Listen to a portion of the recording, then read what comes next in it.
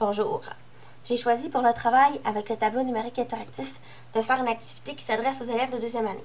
C'est une activité qui porte sur les modes de production sonore, c'est-à-dire les instruments à frotter, frapper, secouer, etc. Donc, d'après la taxonomie de Bloom, les connaissances enseignées seraient davantage du type conceptuel et les processus cognitifs employés seraient apprendre et appliquer. L'activité proposée est plutôt simple à réaliser.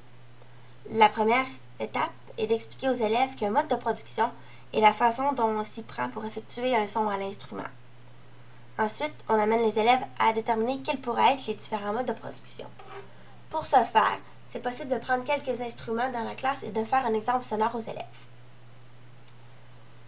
On invite ensuite quelques élèves à reconstituer les mots au tableau. Donc ici aussi, c'est plutôt simple. On a la première lettre du mot et des espaces où l'on doit placer des lettres.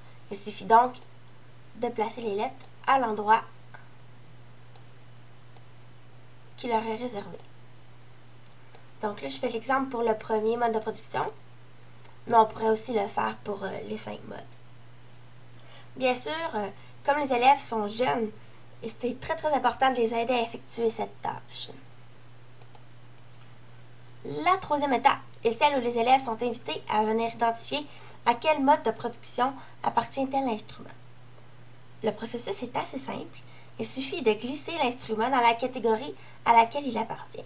Prenons par exemple les maracas, qui sont secoués. Il est noté qu'il est possible d'entendre un extrait de chacun des instruments présentés dans l'exercice en appuyant dessus, ce qui peut parfois donner un indice aux élèves qui ont plus de difficultés. Donc, je sais que vous ne les entendez pas, mais ils sont bien présents.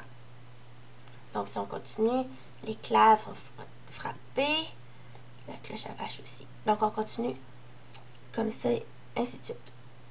Le tambourin, vous pouvez voir, le tambourin revient à plus d'une reprise. Ça veut dire qu'il peut être associé à plus d'un mode de production. Donc, le tambourin peut être gratté et frappé. On continue ainsi de suite. Ce qui est très important, c'est de s'assurer d'avoir suffisamment d'instruments afin que tous les élèves de la classe puissent participer. Donc, on a plusieurs pages d'instruments proposés.